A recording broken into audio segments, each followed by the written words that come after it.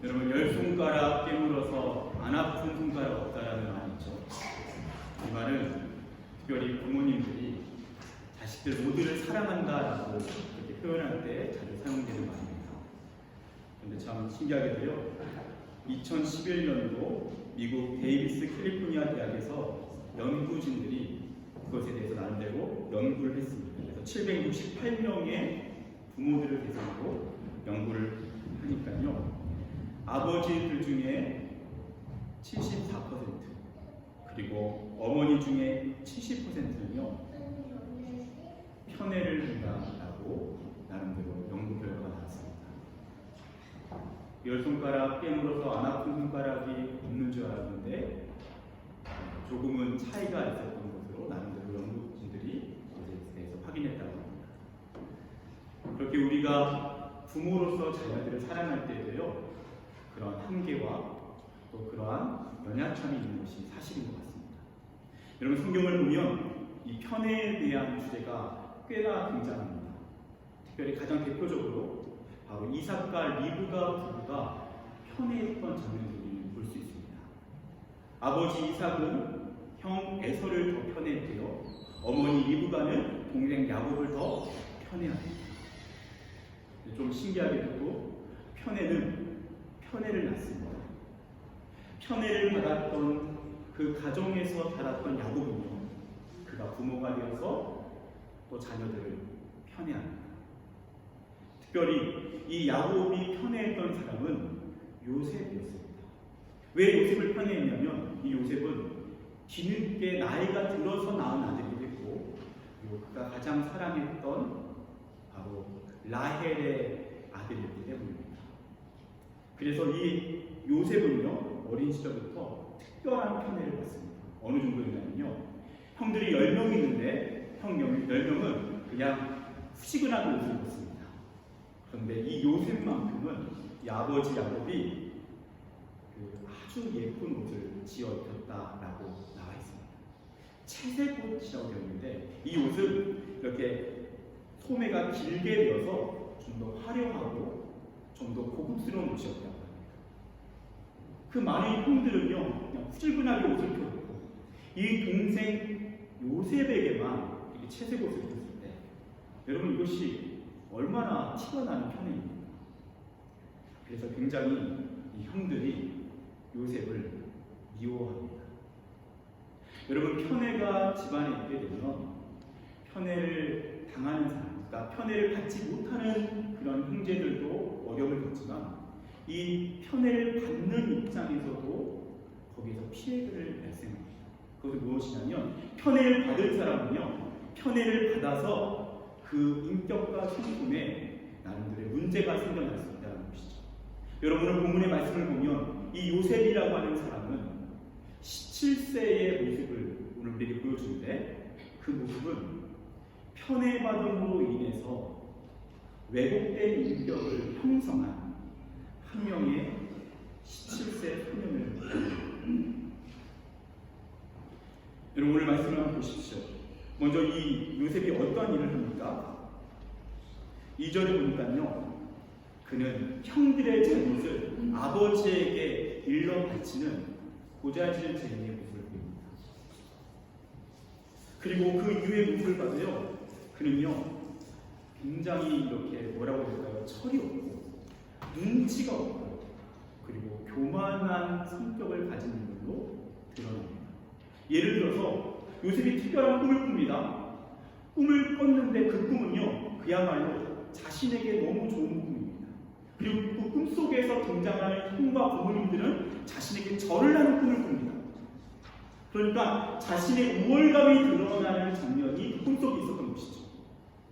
여러분, 좀 눈치가 있고 나름대로 남을 배려하는 사람이라면 어떻게 하겠습니까? 이 꿈을 이렇게 떠벌릴 수 있을까요? 눈치껏 하지 않겠죠. 그런데 이 요셉은요, 정말 눈치가 없습니다. 그 꿈을 가지고 형들에게 가서 당신들이 나에게 절하더랍니다 라고 형들 앞에서 그런 이야기를 합니다. 형들이 화가 납니다. 그래서 나름대로 그 싫은 표색을 했을 것입니다. 근데 또다시 요셉은 꿈을 꾸고요, 그 꿈을 꾸고 또다시 형들에게 이것을 이야기합니다. 여기 무슨 상황이죠? 요셉이 철이 없어도 너무 철이 없다는 것입니다. 눈치가 없어도 너무 눈치가 없습니다. 지금 형들이 자신의 그러한 잘난 척으로 인해서 아주 기분이 상해져 있는데 또다시 거기다 대고 자신의 자랑을 늘어놓습니다.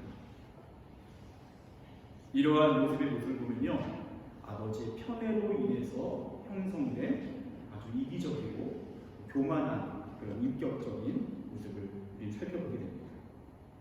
여러분, 형들이 얼마나 이 요셉을 미워했냐면요, 오늘 말씀 한번 보시죠. 4절에 보면 이렇게 되어 있습니다. 그의 형들이 아버지가 형들보다 그를 더 사랑함을 보고 그를 미워하여 그에게 편안하게 말할 수 없었더라. 형들이 요셉에게 편안하게 말할 수 없었다라고 이야기합니다. 근데 여러분, 이것을요, 원어적으로 직역하게 되면 이런 뜻입니다. 히브리인들은 서로에게 인사할 때 샬롬이라고 인사합니다. 우리는 프랑스에서 봉주 이렇게 인사한다면 이스라엘 사람들은 샬롬이라고 인사합니다. 근데 이 말씀은 정확하게 직역하면 무슨 의미냐면 형들이 요셉에게 샬롬이라고 인사도 하지 않았다라는 의미입니다. 무슨 말이죠? 형들이 요셉을 상대도 하지 않았다는 것입니다. 여러분, 어떻게 그럴 수 있을까요? 우리가 집안에서 인사도 안 하고 모른 체 하면서 그 사람을 없는 사람처럼 여기는 것이 쉽습니까? 근데 요셉이 집안에서 형들에게 그런 대우를 받았다는 거예요. 그런 형들의 분명한 따사로운 시선에도 불구하고 요셉은 거기다가 자랑하고 또 자랑하고 있습니다. 여러분, 요셉 하면 어떤 이미지가 있습니까? 요셉 하면 많은 신앙인들은요, 신앙의 롤모델로 기억하고 있을 것입니다.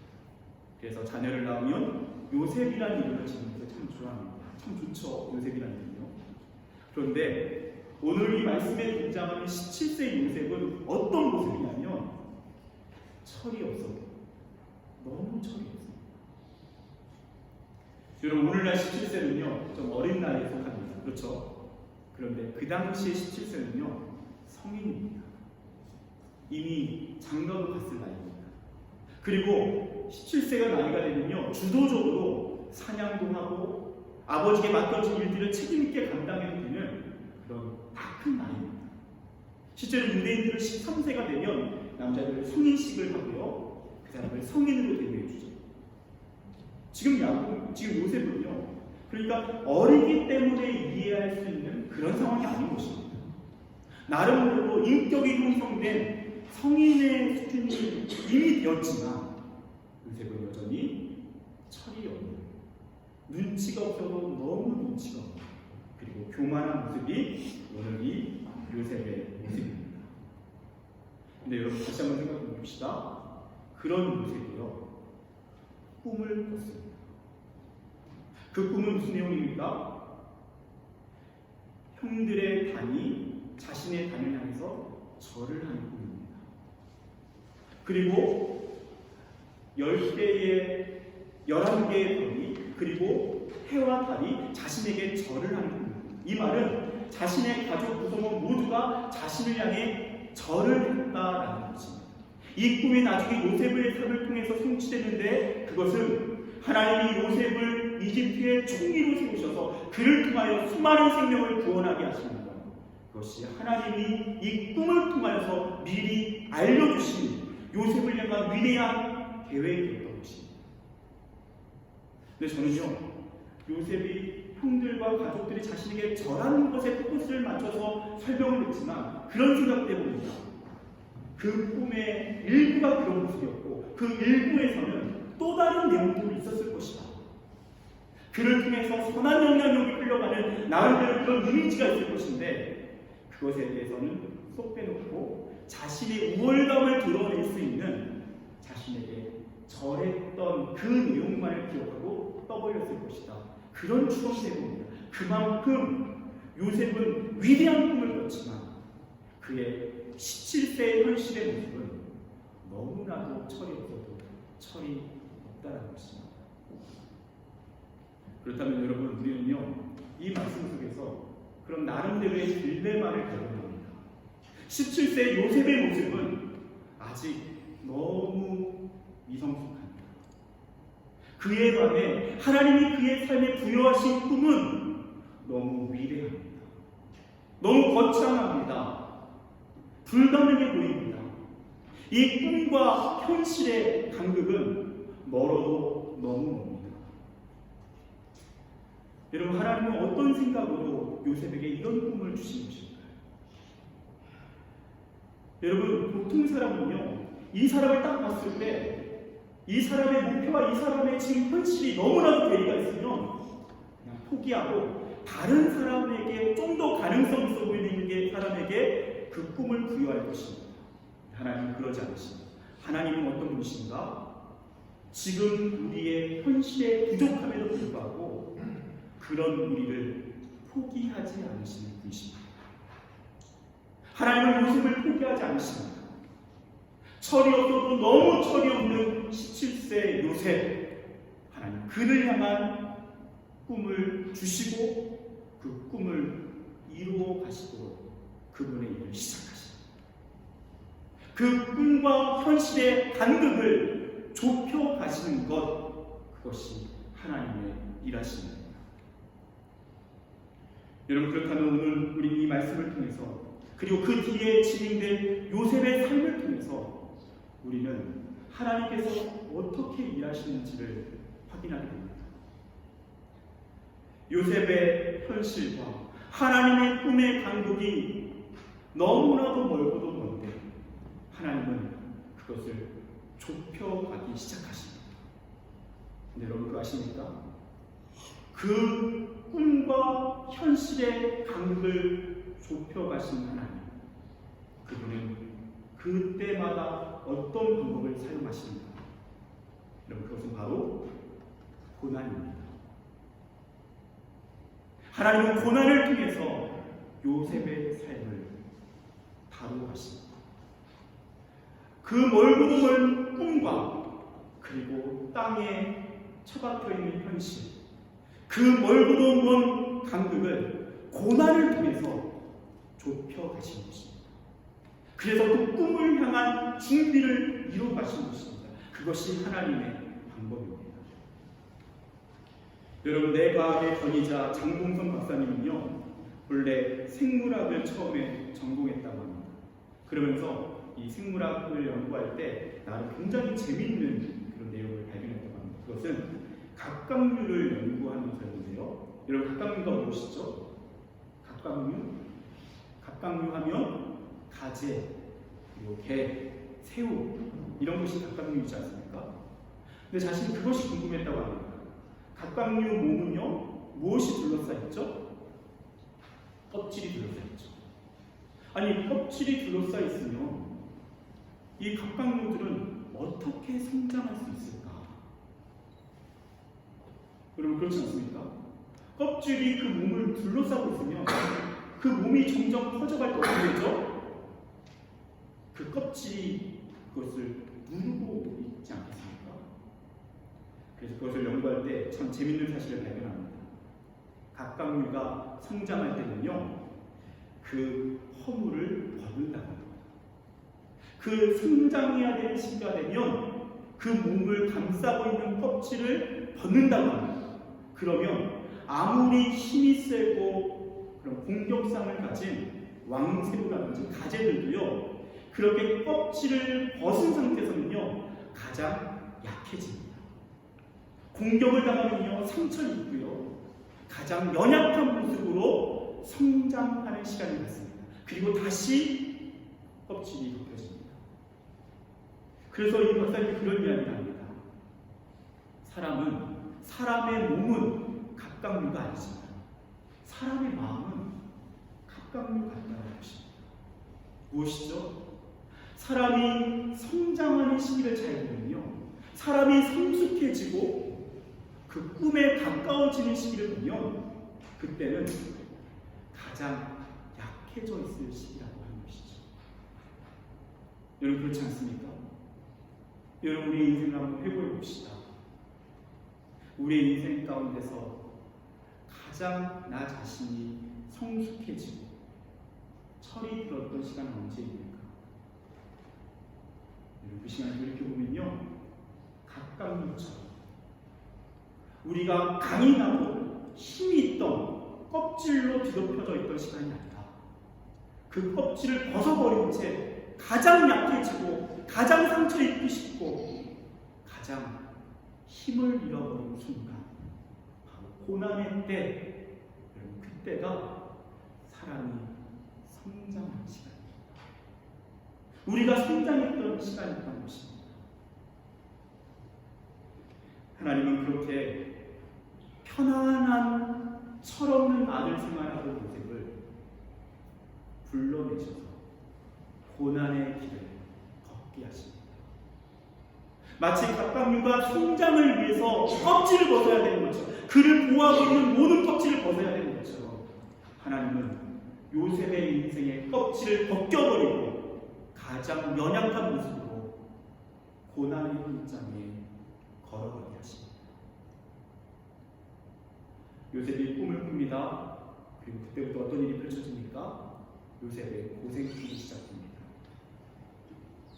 형들에게 찾아갔던 그 상황에서 형들은 그의 옷을 벗겨버리고 채색 옷을 벗깁니다. 그의 자존심이었던, 그 인생의 자랑거리였던 그 채색 옷을 벗겨버립니다. 그의 자존심을 무참히 짓밟아버립니다. 그리고 형들은 그를 죽이려고 합니다. 그러다가 죽이는 것은 안 되겠다 싶어서 어떻게 합니까? 노예로 팔아버립니다. 철저히 인간관계에서 실패를 경험합니다. 사람에게 배신을 경험합니다. 상처를 경험합니다. 그리고 어떻게 됩니까? 노예의 생활을 시작합니다. 보디발 장군집에서 가장 밑바닥 노예 생활을 시작하게 되는 것입니다. 그것은 무엇일까요? 그의 인생의 모든 안정감들이 사라져버린 상황인 것입니다. 여러분, 저는 요셉 이야기를 하고 있습니다. 그런데 이것은 요셉만의 이야기입니까? 우리의 이야기입니다. 하나님 우리의 삶을 인도하시는 이야기입니다. 여러분, 혹시 이 자리에 요셉처럼 채색옷이 벗겨진 채 나의 자존심이었던 것, 나의 자랑거리였던 것, 그것이 벗겨지는 경험이 있지 않으셨습니까? 내가 이것이 있어서 나름대로 내 자존감을 확보할 수 있었는데 그것이 벗겨져 버리는, 찢겨져 버리는, 여러분, 그러한 상처 경험하셨습니까?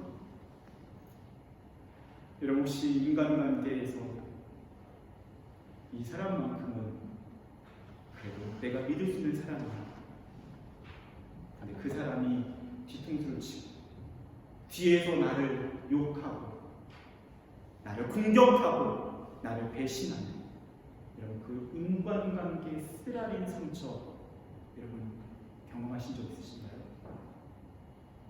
또는 요셉처럼 안정되게 살았는데, 나름대로 편안하게 흘러가고 있었는데 어느 순간 나의 모든 안정감의 원인들은 사라진 채 홀로 외로이 불안함 가운데 내던져져 있는, 여러분 혹시 그런 상황 가운데 있지 않으십니까? 그렇다면 지금 여러분은 하나님의 인도하심 안에 있는 것입니다. 하나님 요셉을 인도하듯이 하나님은 저와 여러분을 인도하고 계신 것입니다. 그것은 다른 말로 꿈과 현실의 간극을 좁혀가시는 은혜 안에 있는 것입니다. 여러분, 우리는 그 현실 가운데서, 그 상황 가운데서 도저히 이해되지 않습니다. 다 해석되지 않습니다. 요셉도 자신의 그 현실이 전혀 이해되지 않습니다. 해석되지 않습니다. 근데 성경은 그것이 하나님의 정확한 인도하심이다 라고 이야기합니다. 여러분, 저도 그런 것 같습니다. 하나님께서 저를 이 프랑스로 인도하실 때요, 그 전에 사실 너무 순탄했습니다. 솔직히 부족함이 없었던 것 같습니다. 당시 아내와 결혼하고 아주 행복하게 신혼생활을 즐기고 있었습니다. 나름대로 제가 사역했던 그 현장에서 좋은 대우를 받고 있었고, 그리고 아내도 나름대로 사회생활을 하면서 자기 일을 열심히 했습니다. 그래서 나름대로 여러 면에 있어서 물질적으로나 상황적으로나 별로 부족함이 없었습니다. 별로 그렇게 어려움 자체가 없었던 것 같습니다. 하나님이 너무나도 신기하게 떠나라고 하셨습니다. 프랑스로 떠나라고 하셨습니다. 뭐랄까요? 물어도 일단 떠나라고 하셨습니다. 그래서 왔습니다. 그래서 기도 중에 하나님이 인도하셔서 일할 수 있는 시간을 주셨습니다. 그 당시 하나님 저한테 주셨던 하나의 유명한 메시지는 도움을 받지 말라는 것이었습니다. 양가 부모님께 처음부터 말씀드렸습니다. 도움 주실 필요 없습니다. 하나님 우리 인도하실 것입니다. 책임지실 것입니다. 저에게 건강을 주셨고 제가 일할 수 있습니다. 그래서 일부러 와서 일을 시작할 때 일부러 목사 일을 하지 않기로 했습니다. 지금까지 충분히 했다. 좀 새로운 경험, 그리고 이 땅에 살아가는 평범한 한 명의 사람이 되어서 한번 살아보자. 그런 마음을 하나님 주셔서 처음에 일을 구했습니다. 그래서 일을 구하게 돼서 일을 하게 된 곳이 파리에서 한 조금 더 올라가면 북쪽에 생투앙 조금 더 위로 올라가면 어떤 음식을 만드는 그러한 공간이 있었습니다. 거기서 음식을 만드는 일을 하게 되었습니다. 그 사장이 프랑스 사람이었고 그 중간에서 한국 사람이 있어서 그 사람이 통역을 해주면서 음식을 만드는 일을 했습니다. 근데 처음에요, 그 일을 시작하는데 당연히 음식을 만들어 본 적이 저는 없습니다. 요리를 잘 못합니다. 그런 일을 해본 적이 없습니다. 그런데 참 하나님이 분명히 인도하셨다는 확신을 가지고 일을 시작했습니다. 제가 군대 생활을 그렇게 욕을 먹은 적이 없습니다. 정말 하루하루가 내가 오늘 이 하루를 어떻게 버티나 그런 마음으로 시작해서 겨우 하루를 마치면 그냥 넉다운이 되어 있었습니다. 하루는 항상 이제 아침에 7시에 출근을 해서 끝나면 한 오후 3시, 4시 정도가 됐었는데 그러면 집에서 한 5시 반에 나갑니다. 그러면 그 이른 시간에 지하철을 타고 옮겨 타서 이렇게 올라가는데요. 그 지하철을 타고 한 6시 반 정도 되면 그 북쪽, 파리 북쪽으로 올라갑니다. 그럼 아시죠? 그쪽 좀 위험한 지역이지 않습니까? 그러면 그 지하철에 타고 있는 사람들 분위기 자체가 다릅니다. 왠지 언제 나에게 와서 소매치기를 할지 모르겠다. 그런 위협감을 느낍니다. 그래서 겨우 조심스럽게 역에 내려서 그 음식을 만드는 장소까지 이동하는데 그 장소는요, 할렘가입니다. 할렘가. 제가 늘 마음에 품었던 불안감은 누가 갑자기 벽돌로 내 뒤통수를 칠지 모른다는 그런 두려움. 그 공포. 정말 간절히 기도하지 않으면 그 길을 걸을 수 없었던 그런 시간이 있었습니다. 그래서 하루는요, 제 현실의 모습을 돌아봤더니 더도 덜도 아니라 외국인 노동자들 중에서 가장 비천한 사람이에요. 왜냐하면 언어도 안 되고 온 지 얼마 안 되고 가장 어리버리하고 모든 문화에 적응하지 못하는 상황. 그런데 노동을 해야 되는 상황. 참 힘들었습니다. 그리고 날마다 하나님 물었습니다. 하나님 저한테 왜 이러십니까?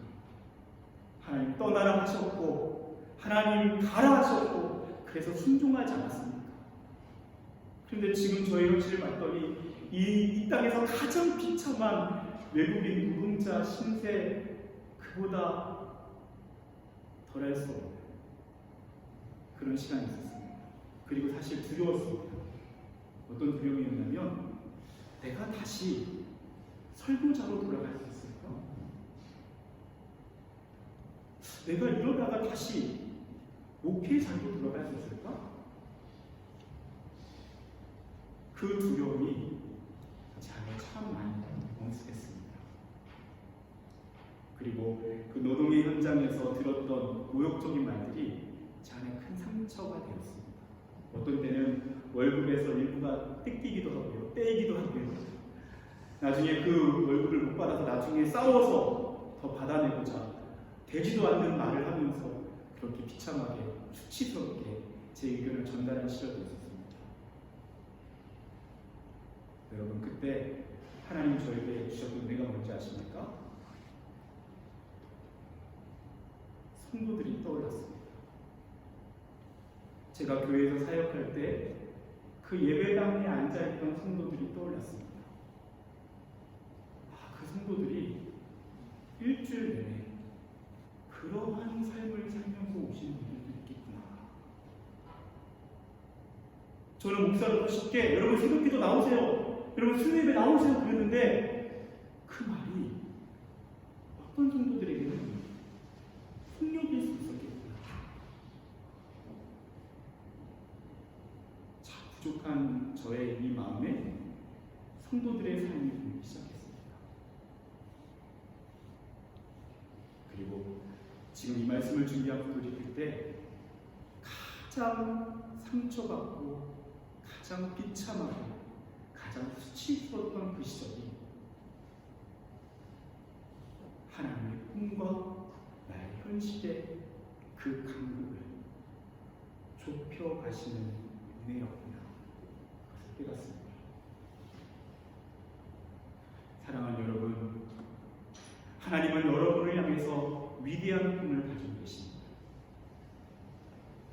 요셉의 삶을 향하여 가셨던 계획처럼 여러분 한 사람 한 사람을 향한 계획이 있습니다. 물론 다 총리로 부르진 않으셨습니다. 다 여러분을 어떤 정치가로 부르신 것은 아닙니다. 각자 삶의 자리로 부르셨습니다. 그 자리에서 여러분을 통해서 영광받기를 원하십니다. 요셉처럼 사용하기를 원하십니다. 그런데 여러분, 그 모든 사람을 향한 각자의 계획이 있고 공통적인 계획이 있습니다. 그것은 무엇인지 아십니까? 바로 저와 여러분을 에베소서 4장 말씀처럼 그리스도의 장성한 분량에 충만함에 이르기까지, 다른 말로 예수 그리스도를 닮아가는 것, 그 위대한 목표, 그 위대한 꿈, 여러분 한 사람 한 사람을 작은 예수가 되게 하는 것, 여러분 그 꿈이 있으시다는 것입니다. 그리고 그 꿈을 이루시기 위하여, 이 꿈과 현실의 간극을 좁혀가기 위하여 그 주님은 고난이라고 하는 은혜를 사용하십니다.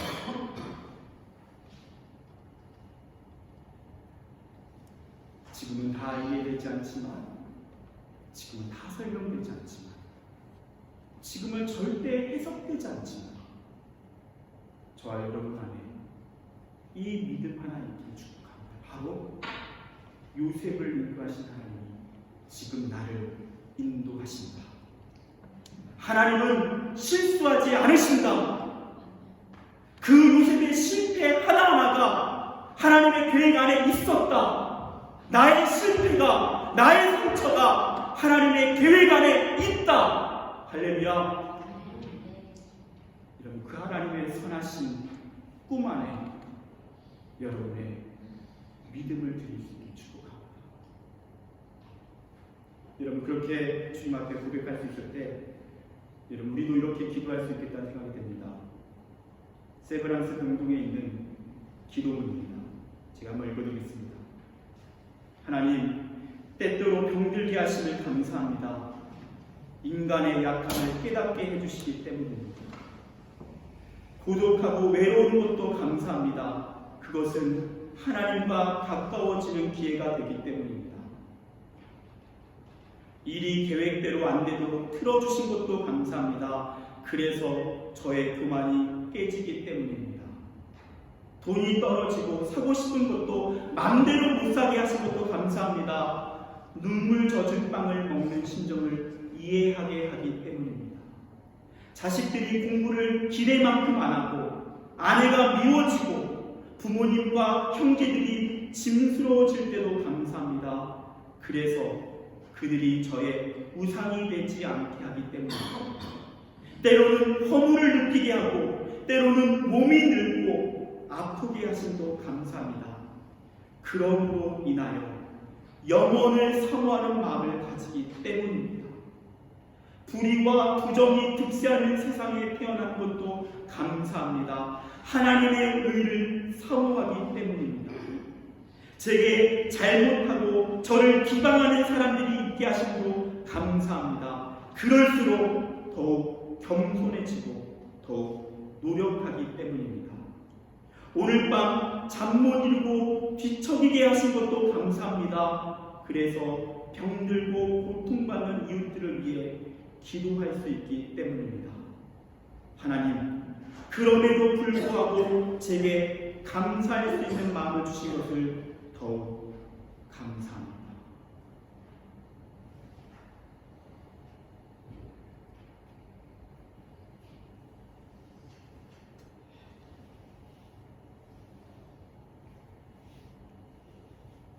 사랑하는 여러분,